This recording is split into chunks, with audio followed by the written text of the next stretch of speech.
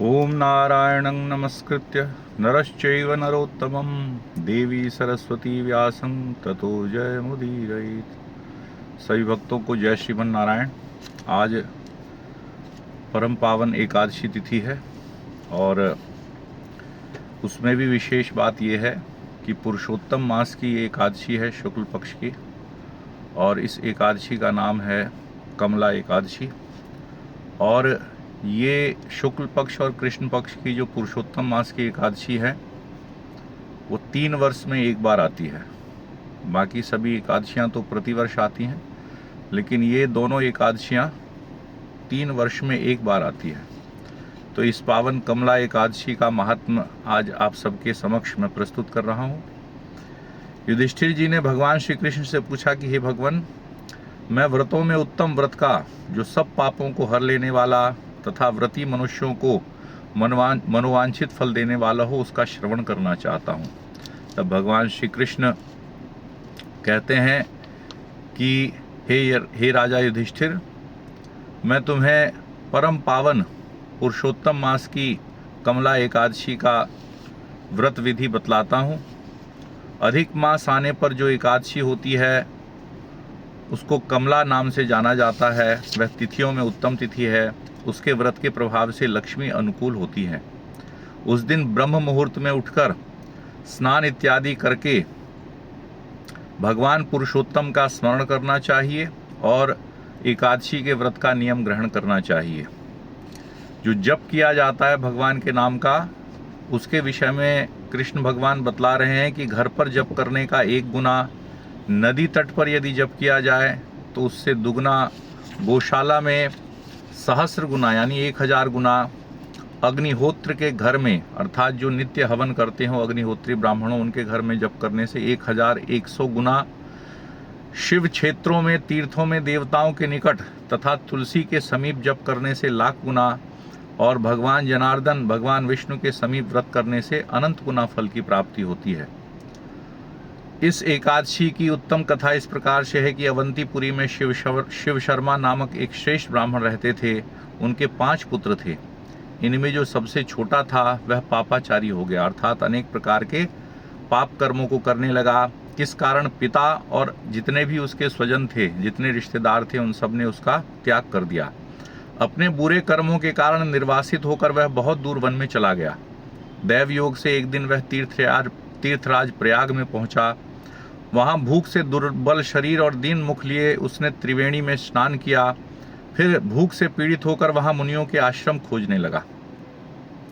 वहां उसे हरिमित्र मुनि का उत्तम आश्रम दिखलाई दिया। पुरुषोत्तम मास का व्रत करने के लिए बहुत से मुनि वहां एकत्रित हुए थे। उस आश्रम पर पापनाशक कथा कहने वाले ब्राह्मणों के मुख से उसने श्रद्धापूर्वक कमला एकादशी की महिमा सुनी, जो परम पुण्यमयी तथा भोग और मोक्ष प्रदान करने वाली है। जय शर्मा ने विधि पूर्वक कमला एकादशी की कथा सुनकर उसके साथ सब मुनियों के साथ वहीं आश्रम पर ही उस व्रत को किया। जब आधी रात्रि बीती तो भगवती लक्ष्मी उसके पास आकर बोली कि हे ब्राह्मण, इस समय कमला एकादशी के व्रत के प्रभाव से मैं तुम पर बहुत प्रसन्न हूँ और देवाधिदेव श्री हरि की आज्ञा पाकर वैकुंठ धाम से आई हूँ। मैं तुम्हें वरदान प्रदान करूंगी। तब ब्राह्मण ने कहा कि हे माता लक्ष्मी, यदि आप मुझ पर प्रसन्न हैं तो वह व्रत बतलाइए जिसकी कथा वार्ता में साधु ब्राह्मण सदा संलग्न रहते हैं।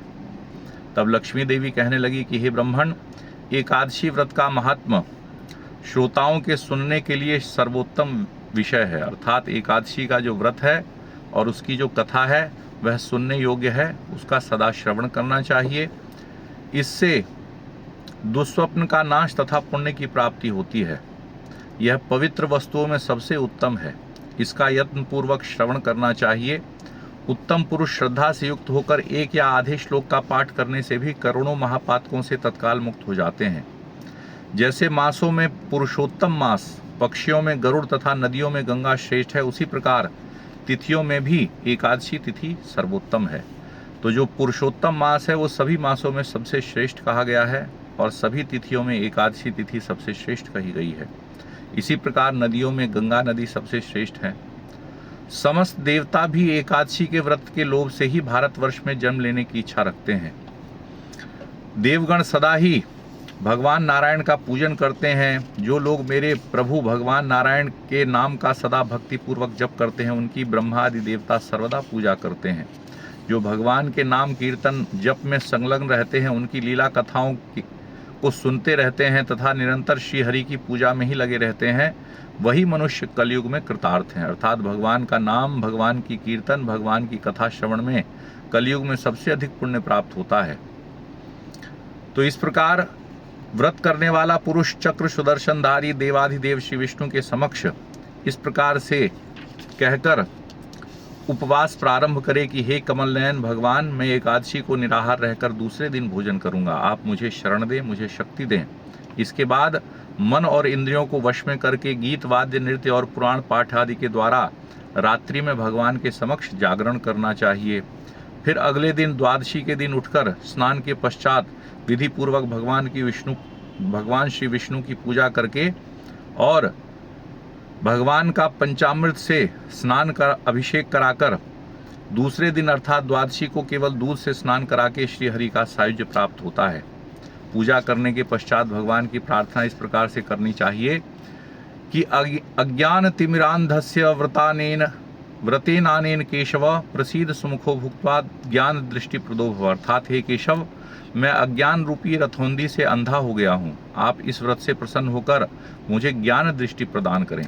इस प्रकार देवताओं के स्वामी देवाधिदेव भगवान गदाधर से निवेदन करके भक्ति पूर्वक उन्हें प्रणाम करना चाहिए तथा द्वादशी के दिन ब्राह्मणों को भोजन कराकर उन्हें दक्षिणा देनी चाहिए।